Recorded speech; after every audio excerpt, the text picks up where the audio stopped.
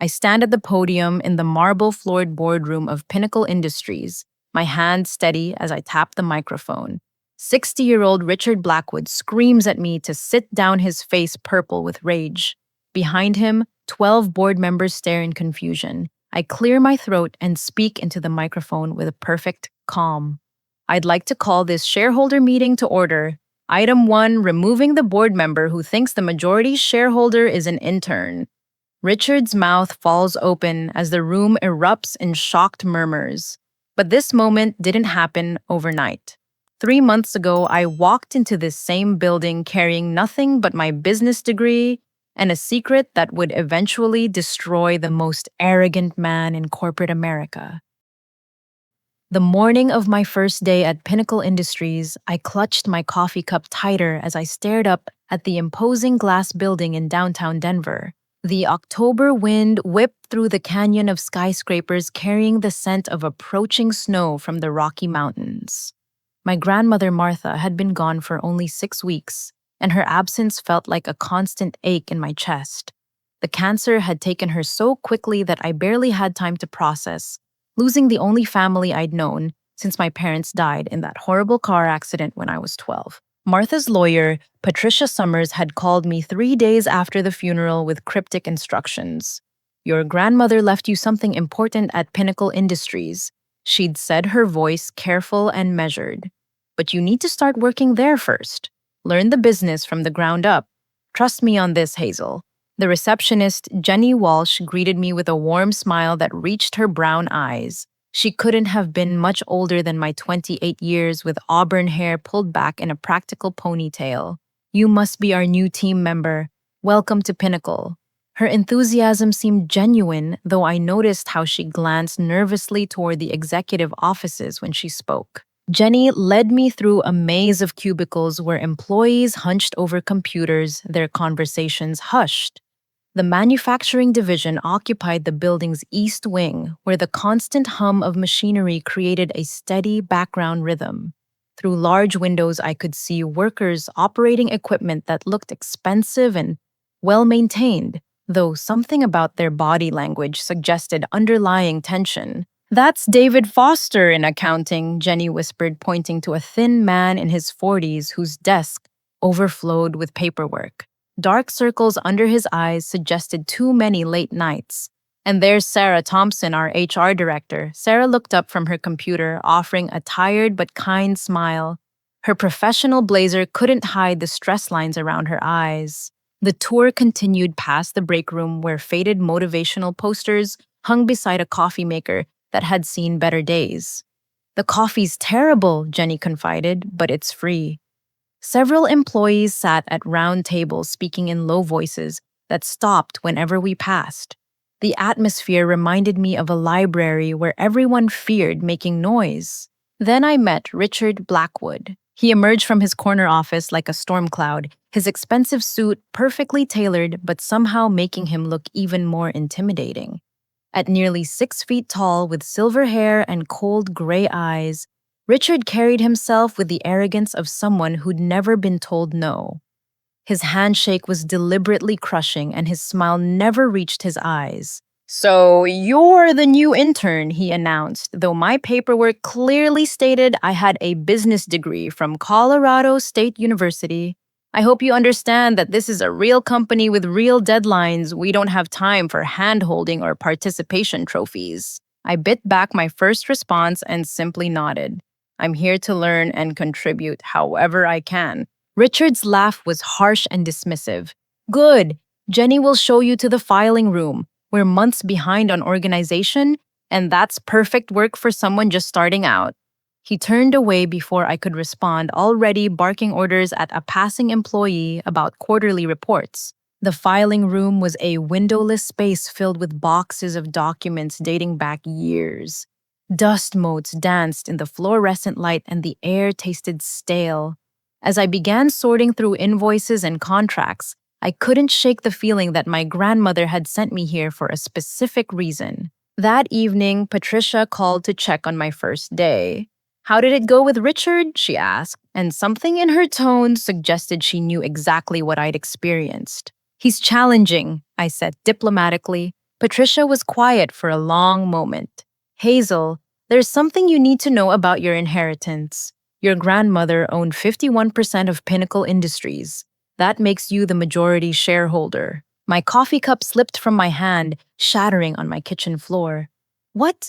But why didn't you tell me before I started working there? Because Martha specifically requested this approach in her will, Patricia explained. She wanted you to understand the business from the inside before taking control. But there's something else. Richard and the other board members have been systematically destroying the company's value through embezzlement and poor decisions. They're planning to buy out the shares cheaply when the company appears worthless. My mind raced as I processed this information. So I'm working for my own company, and the people running it are stealing from me. Exactly, but corporate takeover battles can be brutal, especially when fraud is involved. You need concrete evidence of wrongdoing before you reveal your identity. Martha knew you were smart enough to gather that evidence while they underestimate you. As I cleaned up the broken coffee cup, I realized my grandmother had given me something more valuable than money. She'd given me the element of surprise and the chance to learn exactly how ruthless Richard Blackwood could be. The next morning, I returned to Pinnacle Industries with a completely different mission. The following weeks blurred together as I perfected my performance as the naive intern while secretly building a case against Richard. Each morning, I arrived early to observe the office dynamics, noting how employees flinched when Richard's voice echoed through the halls. His treatment of female staff was particularly degrading, with constant interruptions and dismissive comments about their capabilities. Marketing coordinator Lisa Rodriguez became my first ally, though she didn't know it. During lunch breaks, she'd quietly vent about Richard's impossible demands and frequent criticism of her campaigns. "He changes his mind constantly," she whispered one afternoon as we sat in the cramped break room. "Last month, he approved a campaign, then screamed at me for wasting money when the client loved it." Lisa's frustration was shared by most employees. Richard had cultivated an atmosphere of fear where people competed for his approval while secretly resenting his arbitrary authority. I watched him humiliate a junior accountant for asking questions about discrepancies in expense reports, then later demand those same reports be completed faster with fewer resources. The filing system gradually revealed disturbing patterns. Invoices for equipment maintenance showed inflated costs, with payments going to companies I couldn't find in business directories. Purchase orders were approved for supplies that never appeared in inventory logs. Most concerning were the asset disposal forms showing valuable manufacturing equipment being sold for fractions of their worth. My breakthrough came during a coffee run to Richard's office. He was on the phone speaking in hushed tones about liquidating assets and accelerating the timeline. When he saw me, he waved impatiently for his usual black coffee with 2 sugars, not bothering to lower his voice. Machinery needs to go this week," he said into the phone. "Yes, I know it's below market value, but we need the cash flow documentation for the quarterly report." He paused, listening. "Thomas, you worry too much. Nobody's paying attention to these details." Thomas. I filed that name away as I served his coffee and retreated to my filing duties. Later that day, I found purchase orders signed by Richard authorizing the sale of 3 CNC machines to Blackwood Enterprises for $40,000 each. A quick internet search revealed that similar machines sold for at least $120,000. More digging uncovered a pattern spanning 6 months. Company vehicles, office furniture, and manufacturing equipment were systematically sold to Blackwood Enterprises at prices so low they constituted obvious fraud. The total value of assets sold was over $2 million, but Pinnacle Industries had received only $400,000 in return. Frank Peterson, the maintenance supervisor, proved to be an invaluable source of information. At 62 years old, Frank had worked at Pinnacle Industries longer than anyone else. His weathered hands and slow gait spoke of decades spent maintaining the machinery that kept the company running.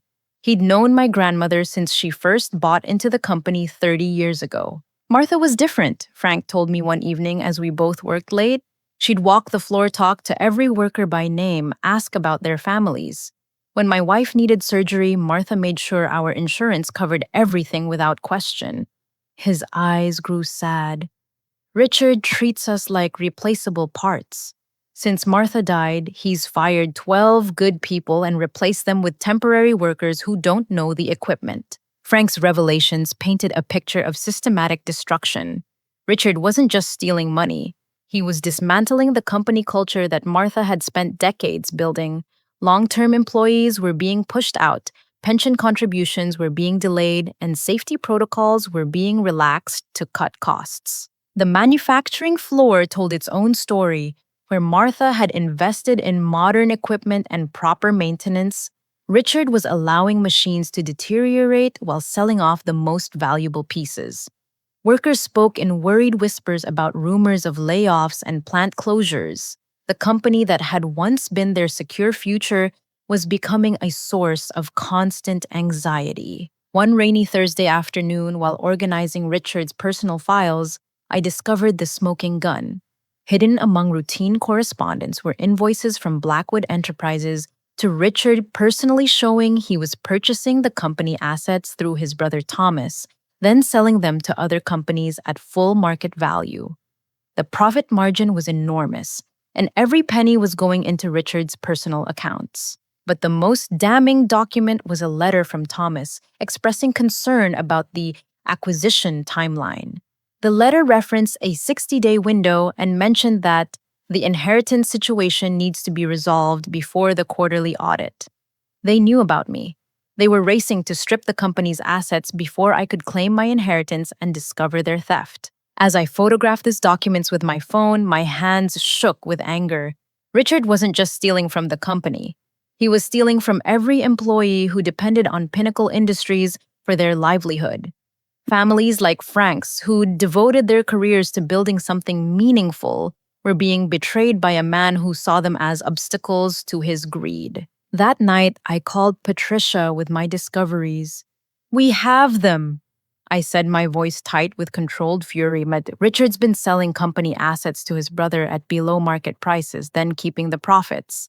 It's systematic fraud on a massive scale. Patricia listened as I detailed the evidence, occasionally asking clarifying questions about dates and amounts. "This is more extensive than Martha suspected," she said finally. "But we need to be careful about how we proceed. Richard has connections throughout Denver's business community, and he'll fight dirty if he feels cornered." "What do you mean?" "Corporate fraud cases can drag on for years, especially when the defendants have resources to hire expensive lawyers. We need overwhelming evidence and a strategy that prevents Richard from destroying documents or transferring assets once he knows we're coming after him." As I hung up the phone, I realized the real battle was just beginning. Richard had spent months positioning himself to steal everything Martha had built. But he'd made one crucial mistake. He'd underestimated the granddaughter of the woman who'd outmaneuvered every business challenge Denver had thrown at her for 3 decades. Richard's true nature revealed itself completely during my 3rd week at Pinnacle Industries. What I'd initially dismissed as general arrogance evolved into something far more sinister: systematic psychological abuse designed to break down anyone who might threaten his control. His morning ritual involved walking through the office like a general inspecting troops, finding fault with everything from the temperature settings to the alignment of desk supplies. Employees learned to tense up when they heard his footsteps, knowing that any interaction could result in public humiliation or impossible new demands. The breaking point came on a Tuesday morning when Richard assigned me to organize his personal storage room, a cluttered space filled with boxes of documents he claimed were too sensitive for regular filing. As I sorted through the papers, I discovered correspondence with city planning officials about a proposed zoning change that would dramatically increase Pinnacle's property value. The letters made it clear that Richard was positioning himself to sell the real estate once he gained control of the company. But that was only the beginning of his plan. Hidden beneath routine business correspondence, I found communications with bankruptcy attorneys and asset liquidation specialists. Richard wasn't just planning to steal equipment, he intended to drive Pinnacle Industries into bankruptcy, buy the assets through shell companies, then restart operations under new ownership.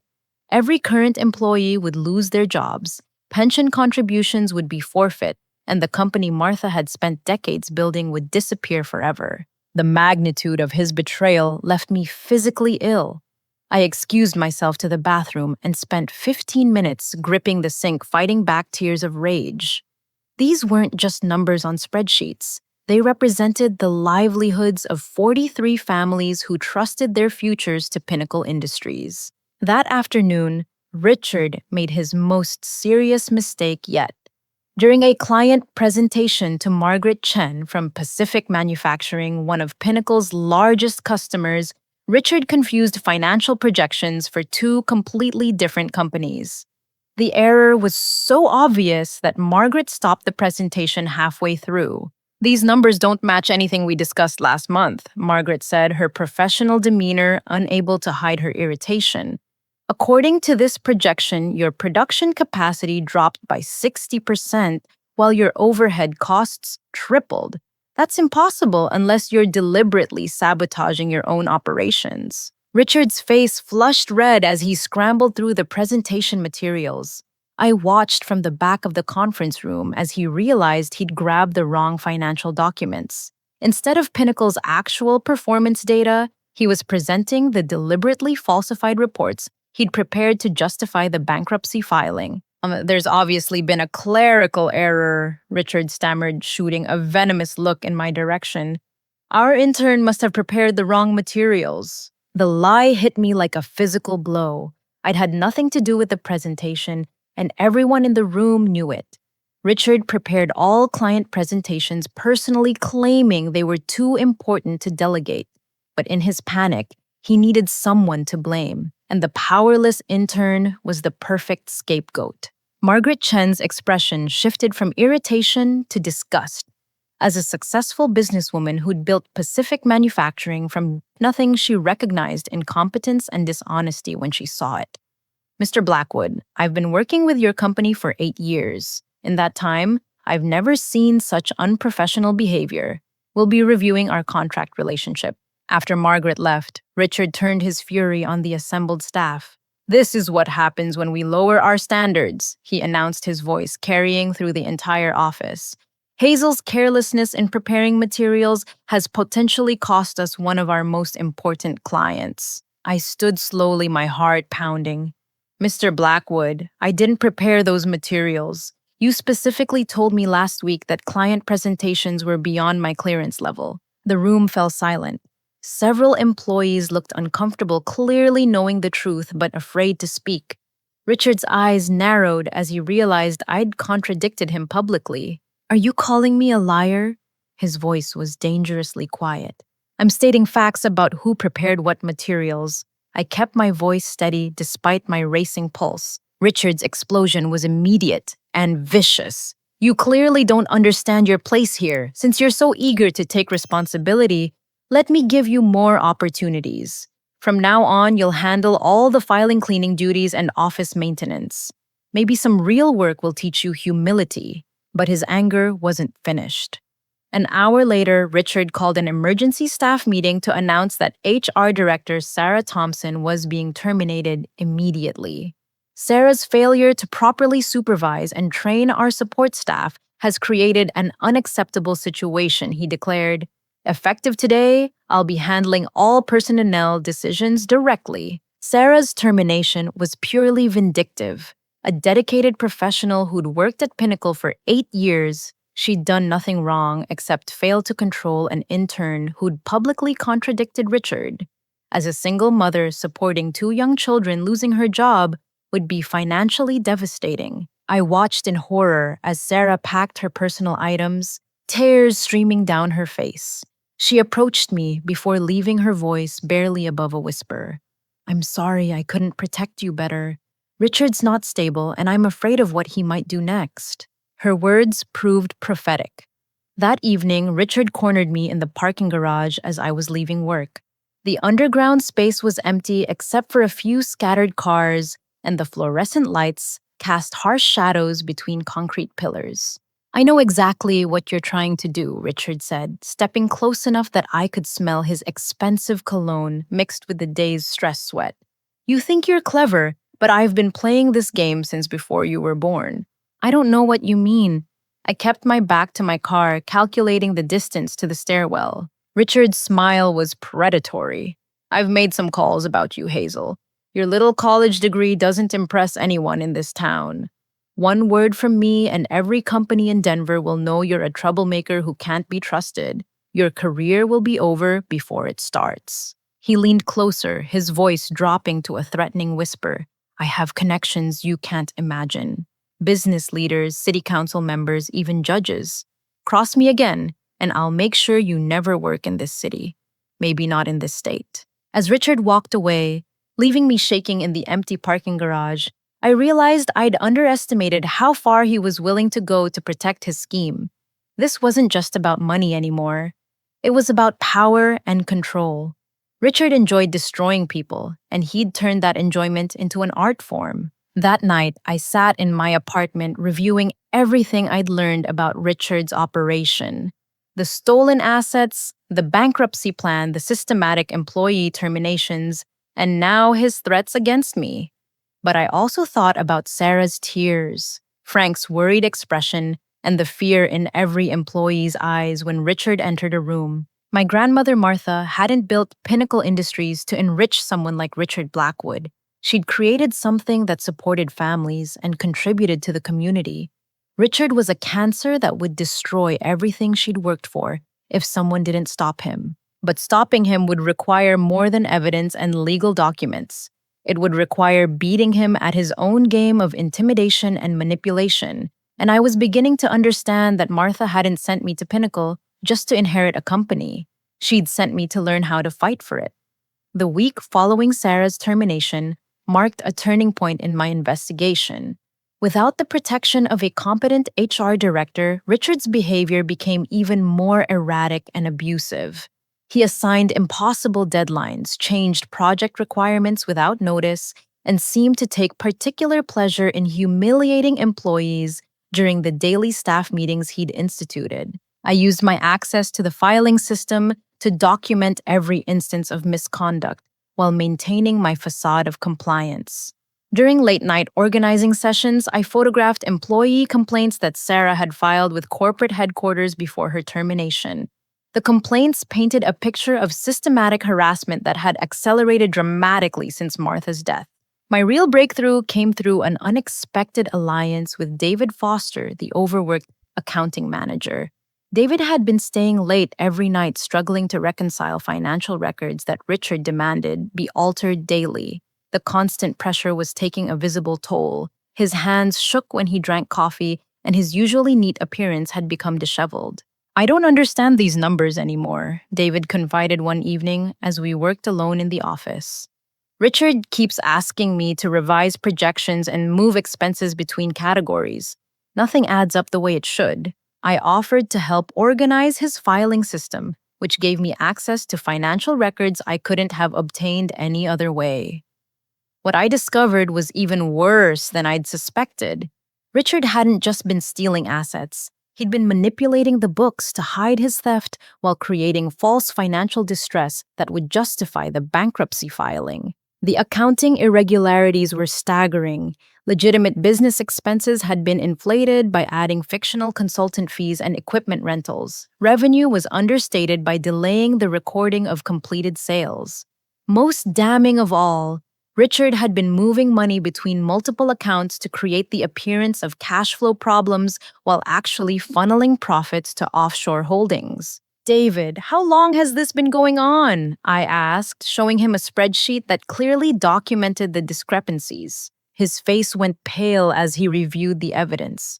Some of these adjustments go back to when Martha was still alive. Richard said they were temporary measures to optimize tax liability, but I never saw the money come back to the operating accounts. The implications were staggering.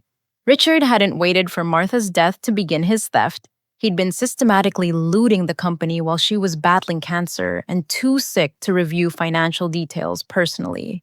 Her final months had been spent trusting someone who was stealing her life's work from under her nose. But David's revelations provided another crucial piece of information. Richard's been pushing me to prepare bankruptcy paperwork, he admitted, his voice barely above a whisper. He says it's just a precaution in case our cash flow problems get worse, but the forms are almost complete. All he needs to do is file them. I felt ice in my veins. The bankruptcy timeline was moving faster than Patricia had anticipated. Once Richard filed those papers, the company's assets would be frozen, while the court appointed a trustee to oversee liquidation.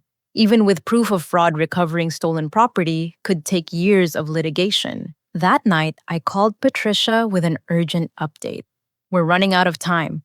Richard could file for bankruptcy within days, and once he does, everything becomes exponentially more complicated. Patricia's response was measured but concerned. I've been preparing for this possibility. We need to reveal your identity and claim majority control before he can file. But first, we need to secure the evidence and prepare for his counterattack. What kind of counterattack? Richard's not going to surrender quietly. He'll challenge your inheritance claim.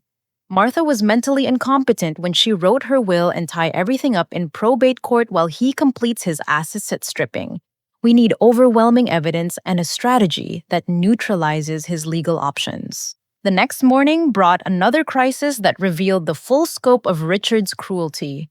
Lisa Rodriguez, the marketing coordinator, arrived at work with red eyes and trembling hands.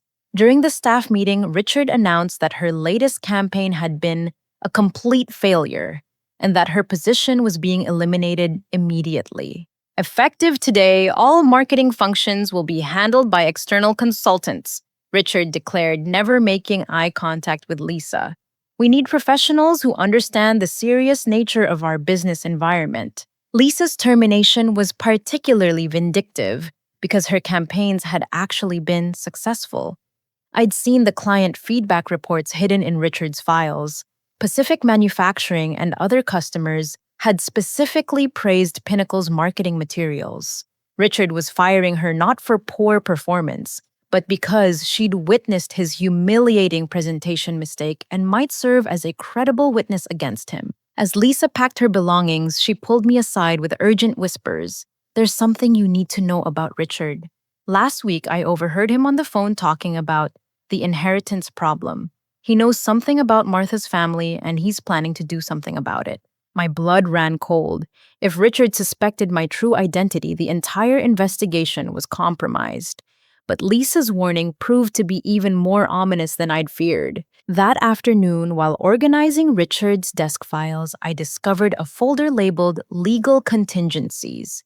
Inside were communications with a private investigator who'd been researching Martha's family history and her will.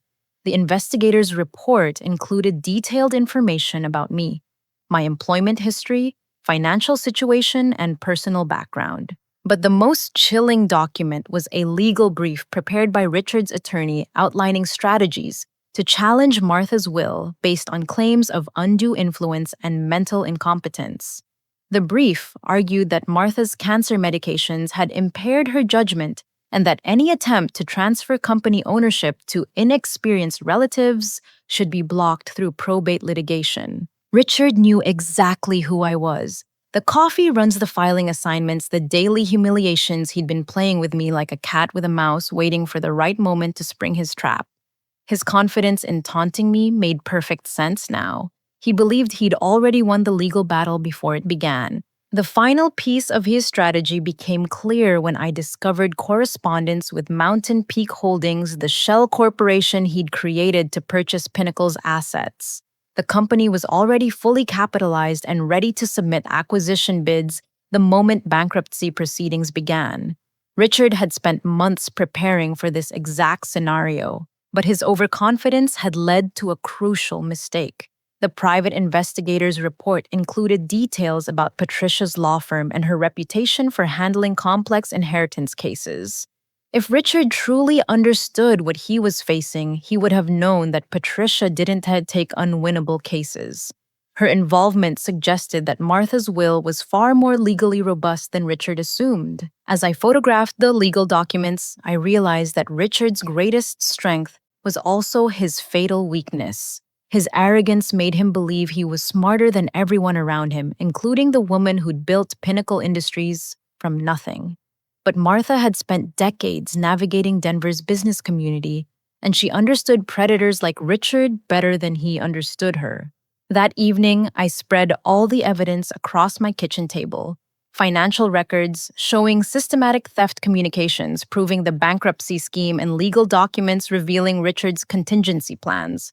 The scope of his conspiracy was breathtaking, but so was the completeness of his self-incrimination. Richard Blackwood had documented his own crimes with the meticulous detail of someone who never imagined facing consequences, but he'd made one assumption that would prove to be his downfall. He'd assumed that Martha's granddaughter would be as naive and powerless as she appeared. Tomorrow, I would begin the final phase of my investigation. Richard thought he was hunting me, but he was about to discover that he'd walked into a trap that had been 3 months in the making. The atmosphere at Pinnacle Industries the following Monday morning felt like the calm before a devastating storm. Richard arrived earlier than usual, his demeanor radiating a cold confidence that made my skin crawl. He'd requested a private meeting with the remaining department heads ostensibly to discuss organizational restructuring, but I suspected he was preparing to accelerate his bankruptcy timeline. My suspicions proved correct when I overheard him instructing David Foster to finalize the financial projections that would support the bankruptcy filing. "I want those numbers ready by Wednesday," Richard commanded, "and make sure the cash flow projections reflect our most conservative estimates." David's uncomfortable expression told me everything I needed to know. Richard was pushing him to manipulate the data even further, creating a financial picture so dire that bankruptcy would appear inevitable. Once those papers were filed, my window of opportunity would close permanently. That afternoon, I executed the first phase of my counterattack. Using the access codes Patricia had provided, I established a corporate email account that identified me as Pinnacle Industries' majority shareholder. The account automatically generated authentication certificates that proved my legal authority to conduct company business. My first action was to request complete financial records from the bank, including all account activity and wire transfers from the past year. As the majority shareholder, I had legal standing to demand this information, and the bank was required to comply within 48 hours. This would provide independent verification of Richard's theft and prevent him from claiming the documents I'd photographed were forgeries. The second phase involved contacting employees who'd been terminated over the past 6 months.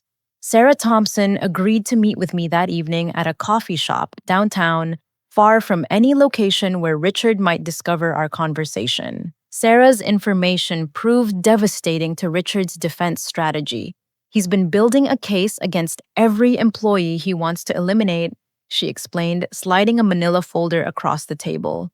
"Richard creates documentation of minor performance issues, then escalates them into termination-worthy offenses.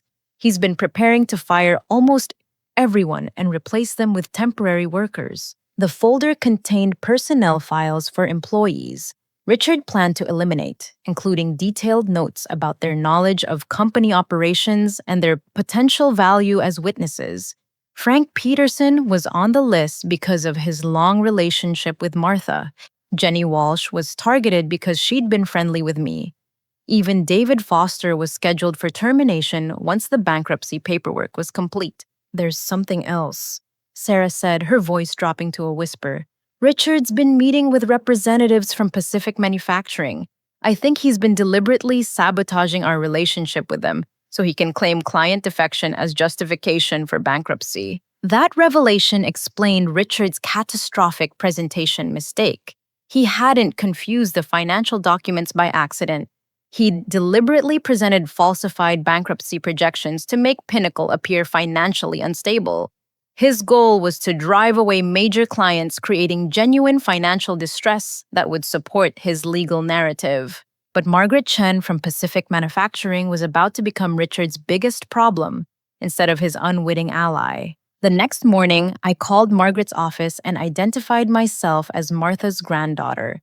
Her immediate warmth and sympathy provided the opening I needed to explain the situation without sounding like a delusional employee making accusations against management. I thought something was wrong with that presentation, Margaret said after I explained Richard's scheme. The numbers made no sense, and Richard's behavior was completely unprofessional. Your grandmother would never have allowed such incompetence. Margaret's outrage grew as I detailed the evidence I'd gathered. As someone who'd worked with Martha for years, she understood the company's true financial capacity and recognized how dramatically it had deteriorated under Richard's leadership. More importantly, she agreed to provide testimony about Richard's deliberate misrepresentation during client meetings.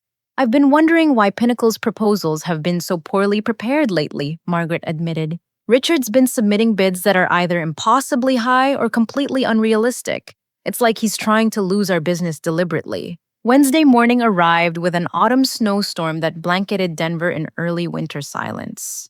The city looked peaceful under its white covering, but inside Pinnacle Industries, the final confrontation was about to begin. Richard called an emergency staff meeting for 10 o'clock, announcing that he had important information about the company's future. I knew this was the moment he planned to reveal the bankruptcy filing and begin his transition to new ownership. But he'd made a critical error in timing. Patricia and I had spent the night preparing our own surprise. The conference room filled with nervous employees who sensed that layoffs were imminent. Richard entered carrying a thick folder of legal documents, his expression mixing satisfaction with barely concealed excitement. He was about to realize his months of planning and claim victory over everyone who'd ever challenged his authority. I've called this meeting to inform you of some difficult but necessary decisions, Richard began, his voice carrying the false solemnity of someone delivering bad news he'd engineered himself. Due to ongoing financial challenges and declining market conditions, Pinnacle Industries will be filing for Chapter 7 bankruptcy protection. The room erupted in shocked gasps and worried murmurs. Several employees looked like they might be sick. Frank Peterson, aged 10 years in 10 seconds while Jenny Walsh began crying silently at her desk. Richard continued his performance with practiced precision. All current employment will be terminated effective Friday. However, I'm pleased to announce that Mountain Peak Holdings has expressed interest in purchasing our assets and potentially rehiring qualified personnel under new terms. David Foster raised a trembling hand. What about our pension contributions? Our health insurance? Richard's smile was cold and dismissive. Those obligations will be handled through the bankruptcy court. I can't make promises about recovery timelines. It was exactly the moment I'd been waiting for. I stood slowly, my heart pounding, but my voice steady. Actually, Mr. Blackwood, there's been a misunderstanding about who has the authority to make these decisions. Richard's confident expression faltered as he realized I was speaking with an authority I'd never displayed before. Sit down, Hazel. This meeting is above your clearance level. Instead of sitting, I walked to the front of the room and faced the assembled employees. My name is Hazel Morrison, and I'm the majority shareholder of Pinnacle Industries. I inherited 51% of the company from my grandmother, Martha Morrison. The silence that followed was complete and absolute. Richard's face went through a series of expressions: confusion, realization, and finally cold calculation. He'd known this moment might come, but he clearly hadn't expected it to happen in front of witnesses. That's an interesting claim, Richard said, his voice regaining some composure. But inheritance disputes can take years to resolve, and in the meantime, this company needs decisive leadership. I pulled out my phone and activated the recording app, making sure the action was visible to everyone in the room. Actually, Mr. Blackwood, I've been documenting your leadership quite thoroughly for the past 3 months. Richard's eyes narrowed as he realized the trap he'd walked into. But instead of panicking, his expression shifted to something far more dangerous. You have no idea what you're dealing with, little girl. I've been preparing for this possibility since the day Martha died. He reached into his briefcase and pulled out a legal document with his attorney's letterhead. This is a competency challenge to Martha's will, claiming she was mentally incompetent when she changed her estate planning. My lawyers are prepared to tie this up in probate court for years while I maintain operational control of the company. Richard's smile returned as he played what he thought was his winning card. Even if you eventually inherit something, it will be worthless by the time the legal process concludes. And during that time, you'll be spending every penny you have on legal fees while I complete the asset transfer to Mountain Peak Holdings. The room watched this confrontation like spectators at the tennis match, their futures hanging in the balance. But Richard had made the same mistake he'd been making for months. He'd underestimated both Martha and her granddaughter. I smiled for the first time since the meeting began. That's a very impressive legal strategy, Mr. Blackwood. There's just one problem with it. And what's that? I've been recording everything you just said, including your admission that you've been deliberately destroying company value to steal assets through Mountain Peak Holdings. I've also been recording our conversations for the past 3 months, including your detailed explanations of the fraud scheme. Richard's confidence finally cracked. You can't record private conversations without consent. Any recordings would be inadmissible in court. Actually, Colorado is a one-party consent state. As long as one participant in a conversation agrees to the recording, which would be me, it's completely legal. I held up my phone. And this particular conversation is going to be very interesting to the FBI agents who've been investigating financial crimes at Pinnacle Industries for the past 2 weeks. The color drained from Richard's face as he realized the full scope of the trap he'd walked into. But even cornered, he wasn't finished fighting. Richard's initial shock quickly transformed into something far more dangerous. The desperate fury of a predator who realizes his prey has turned into a hunter. His face flushed red as he processed the implications of my revelation about the FBI investigation. You're bluffing, he snarled, but his voice lacked conviction. No one would take the word of some delusional intern over a respected board member with 30 years of business experience. I reached into my briefcase, the same professional leather case Patricia had given me that morning, and withdrew a thick folder of documents. These aren't just my words, Mr. Blackwood. These are your financial records, your communications with Thomas Blackwood, and your correspondence with Mountain Peak Holdings. The folder landed on the conference table with a satisfying thud. Richard's eyes fixed on it with the horrified fascination of someone watching their entire world collapse in real time. For the past 3 months, while you've been treating me like your personal servant, I've been documenting every aspect of your fraud operation. I continued, my voice carrying to every corner of the silent room. Asset sales to your brother at below market prices, falsified financial reports, deliberate client alienation, even your plans to strip employee benefits through the bankruptcy scheme. Frank Peterson spoke for the first time since the meeting began, his weathered voice filled with decades of accumulated anger. Is this true? Have you been stealing from us while we worried about our jobs? Richard spun toward Frank with vicious intensity. Shut your mouth, old man. You don't understand the complexities of corporate finance. But Frank wasn't intimidated anymore. The maintenance supervisor who'd spent 30 years keeping Pinnacle's machinery running stepped forward with surprising dignity. I understand that Martha trusted you to protect what she built, and you betrayed that trust. The room's atmosphere shifted as other employees began to grasp the full scope of Richard's betrayal. David Foster examined the financial documents I'd placed on the table, his accounting expertise allowing him to quickly identify the irregularities. These numbers show systematic embezzlement, he said, his voice growing stronger with each word. Assets worth millions sold for thousands. Operating expenses inflated by fictional consulting fees. This isn't business strategy, it's theft. Richard's desperation reached a breaking point. He lunged for the documents, trying to grab them before anyone else could examine the evidence further.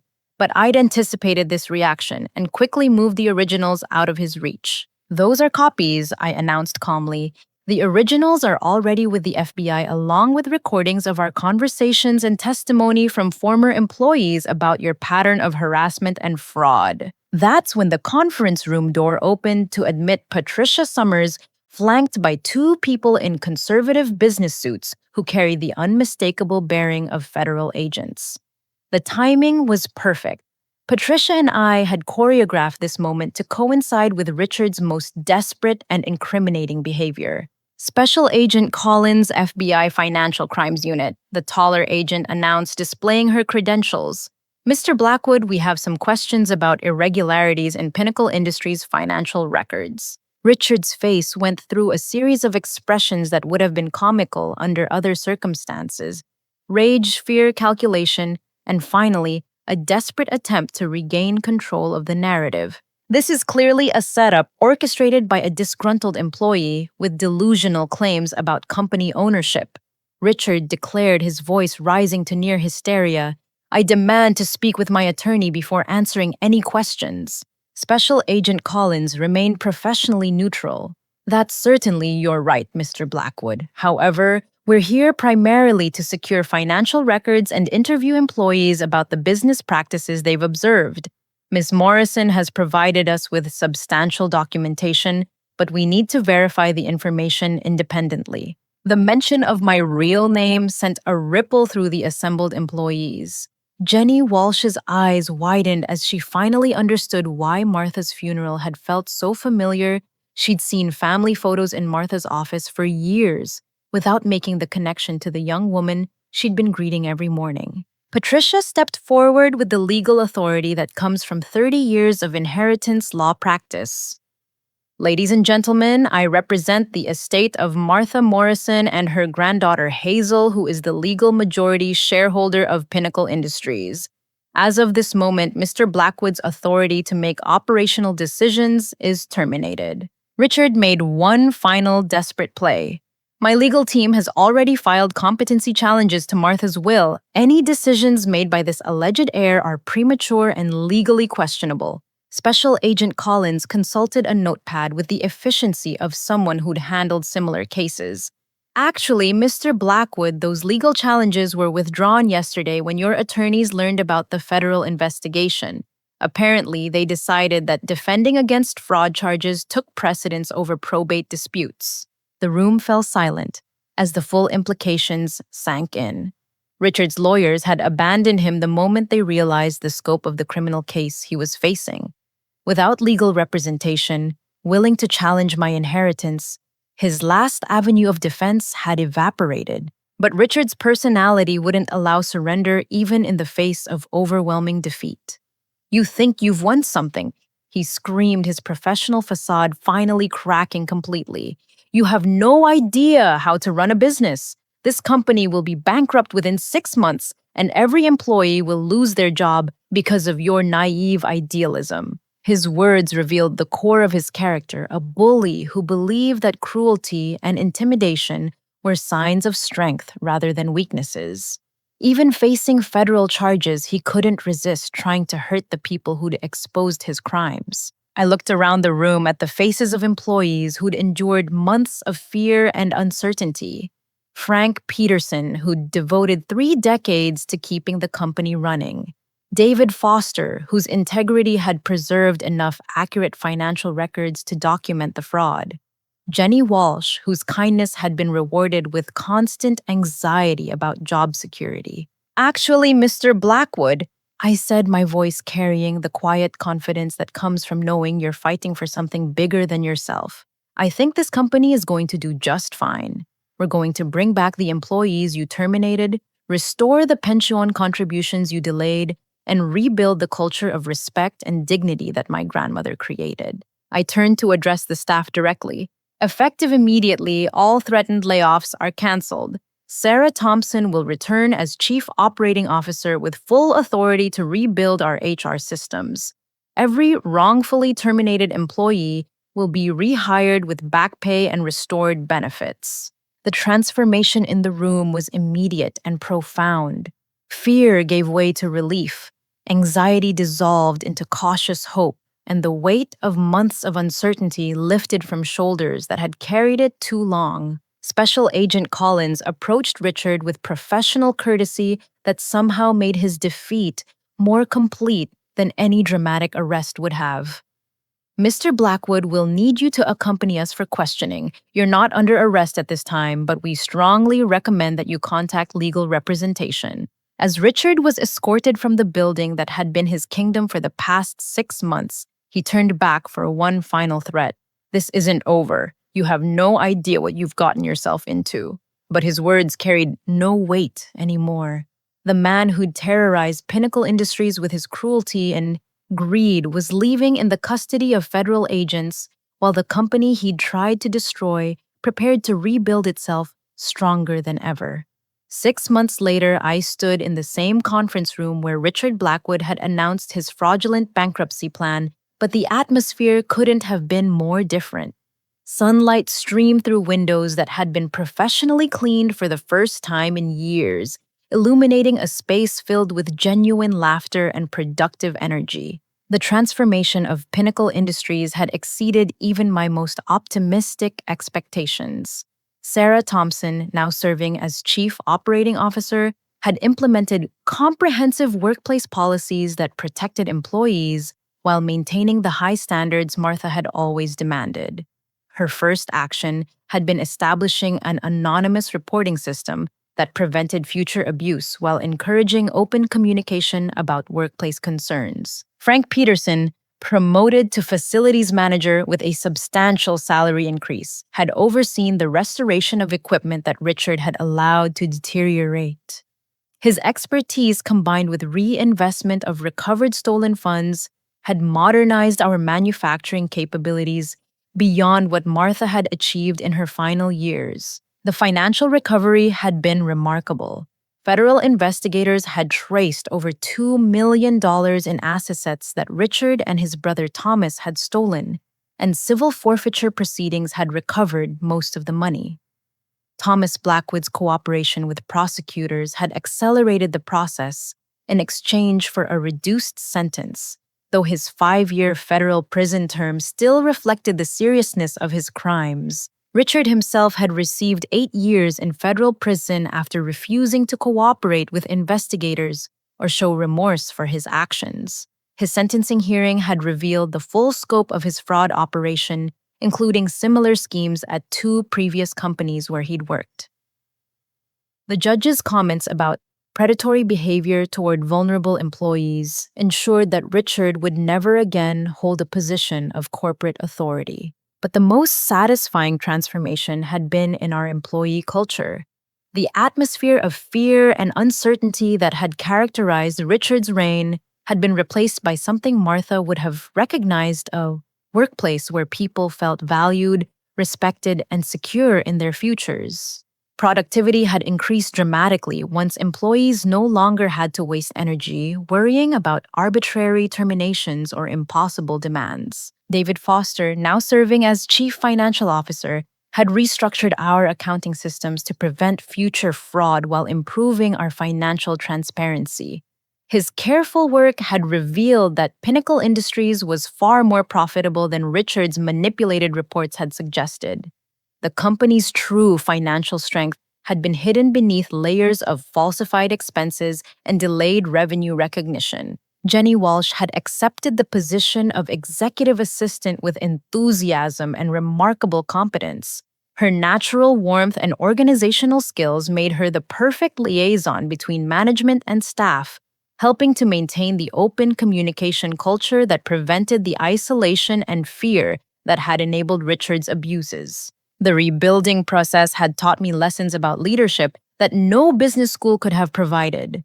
I learned that real authority comes from earning trust rather than demanding obedience, that transparency prevents corruption more effectively than any audit system, and that treating employees as valuable human beings rather than replaceable resources creates loyalty that no salary alone could buy. Margaret Chen from Pacific Manufacturing had become not just a restored client, but a mentor who helped me navigate the complexities of business relationships that Richard had damaged. Her referrals to other companies had actually expanded our client base beyond what it had been during Martha's final years. Your grandmother would be proud, Patricia had told me during one of our regular legal consultations. She always said that business success meant nothing if it came at the expense of human dignity. The truth of Martha's philosophy became clear as I watched employees who had been broken down by Richard's cruelty flourish under management that recognized their worth. Lisa Rodriguez, rehired as marketing director, had developed campaigns that showcased not just our products, but our commitment to ethical business practices. Her work had attracted clients who specifically sought companies with strong moral foundations. The ripple effects extended beyond Pinnacle Industries itself. Local business publications had covered our transformation as a case study in corporate ethics, and I'd been invited to speak at business schools about recognizing and preventing workplace abuse. The story had resonated with people who'd experienced similar treatment in their own careers, creating a community of support for ethical business practices. But perhaps the most meaningful change had been personal. Working alongside employees who'd survived Richard's regime had taught me that leadership isn't about wielding power. It's about creating conditions where other people can succeed. Every day brought new challenges, but they were the productive challenges of growth and improvement rather than the destructive chaos that Richard had created. Standing in Martha's old office, which I'd finally claimed as my own, I could feel her presence in the family photos on the desk and the employee appreciation awards on the walls. She'd given me more than an inheritance. She'd provided a masterclass in business ethics and human dignity that would guide every decision I made for the rest of my career. The lesson extended far beyond corporate governance. I'd learned that evil often disguises itself as authority, and that challenging injustice requires courage, patience, and strategic thinking. Richard's defeat hadn't come from a single confrontation, but from months of careful documentation and alliance building with people who shared a commitment to basic human decency. As I prepared for another day of leading the company Martha had built and I had saved, I reflected on the deeper meaning of our struggle. Business success could be measured in profit margins and market share, but its true value lay in the lives it improved and the communities it strengthened. Martha had understood that principle decades before sustainability and corporate social responsibility became business school buzzwords. The young woman who'd walked into Pinnacle Industries 3 months earlier as a supposed intern had learned that real power comes from lifting others up rather than tearing them down. Richard's cruelty had been a mask for weakness and insecurity, while Martha's kindness had been a reflection of genuine strength and confidence. Now, as I worked to build on Martha's legacy while adding my own vision for the future, I carried forward the most important lesson of all, that business leadership is ultimately about service to others rather than domination over them. Every employee who went home feeling valued and secure represented a victory for the principles that Martha had lived by and died protecting. The story of how an intern brought down a corrupt board member had become something larger, a reminder that justice often comes from unexpected places and that the courage to stand up for what's right can transform entire organizations. Richard Blackwood's reign of terror had ended not through external intervention, but through the patient determination of people who refused to accept that cruelty was the price of employment. And in a conference room that had once echoed with threats and humiliation, the morning staff meeting began with genuine smiles and productive energy as we planned another day of building something worthy of the woman whose wisdom had made it all possible. Have you ever found yourself in a workplace where you witnessed unfair treatment but weren't sure how to respond? Sometimes standing up for what's right requires patience and strategy, rather than immediate confrontation. I'd love to hear your thoughts about finding courage in difficult situations.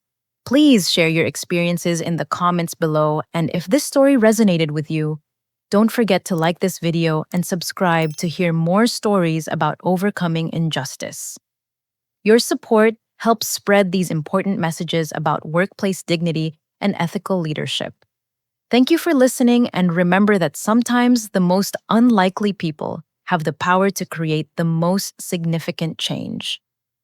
Share this story with someone who might need to hear that their voice matters no matter what position they hold.